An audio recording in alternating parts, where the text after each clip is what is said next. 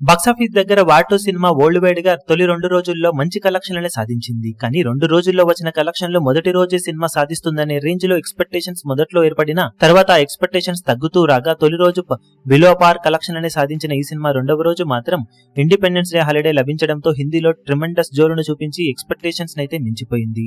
Overall గా box office దగ్గర 2 రోజుల్లో రెస్పెక్టబుల్ కలెక్షన్ అందుకున్న సినిమా మూడవ రోజు సాటర్డే వీకెండ్ అడ్వాంటేజ్ లభించగా కలెక్షన్ల పరంగా ఈ రోజు సినిమాకు కృష్ణాష్టమి పార్షిక హాలిడే కూడా కలిసి వచ్చే అంశమే అయినా కానీ ఆన్లైన్ టికెట్ సేల్స్ లో మాత్రం డ్రాప్స్ అయితే కనిపిస్తూ ఉన్నాయి.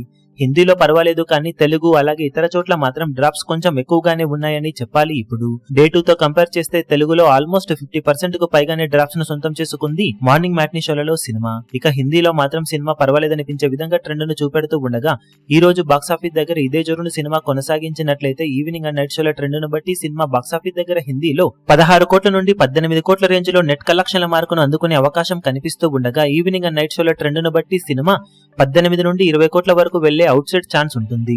ఇక తెలుగు రాష్ట్రాల విషయానికి వస్తే సినిమా ఈ రోజు 50 to 60% వరకు డ్రాప్స్ కనిపిస్తూ ఉన్న నేపథ్యంలో మూడవ రోజు తెలుగు రాష్ట్రాలలో 3 నుండి 4 కోట్ల రేంజ్ కు అటు ఇటుగా షేర్ అందుకునే ఛాన్సెస్ ఉన్నాయి ఆఫ్లైన్ టికెట్ సేల్స్ లెక్కలు కనుక బాగుంటాయి.